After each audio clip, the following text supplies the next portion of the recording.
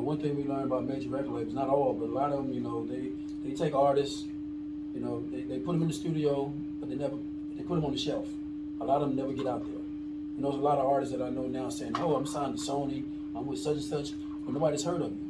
You just signed to a label, they got you in the studio recording, but nobody's heard of you. In that Texas, I mean, you're a tax right? You know, and you could be sitting on that label for 5 years till your contract is up and you have nothing to show for it. They already done made money off you the whole 5 years. You ain't made it down. And then most major labels, if they have already major artists that they put money into, you're not going to come before them. So, you know what I'm saying? If they got like Lil Baby and they got this and that artist here and this and that artist there, and they making money, they blow up, they already blown up. You're on the back burner. Yeah, you signed to the label, but they're not funneling no more money into you. By the time they get to you, they ain't gonna want you. They're just riding their time, buying it, you know, waiting in their contract to expire.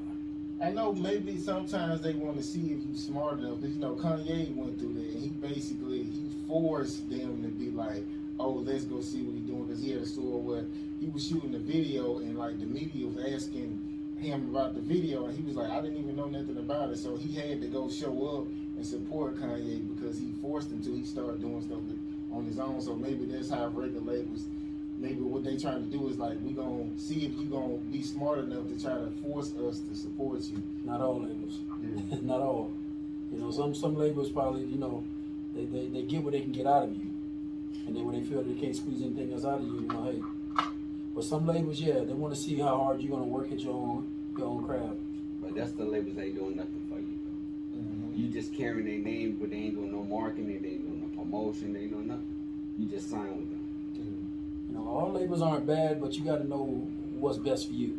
You know, we've been through the game. We've been in this game for over 20-some years, so we've seen the good and the bad, and we learned a lot through going through the trials and errors. And we don't know it all now, but we know enough for us to be able to stand independently and do what we do. You know what I mean? So.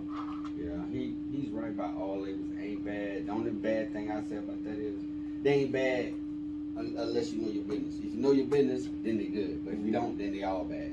Because ain't none of them gonna sit across from this table and tell you, say, hey, well, you know you need to make sure you got this right. You know you need this paperwork too. They're not gonna tell you that.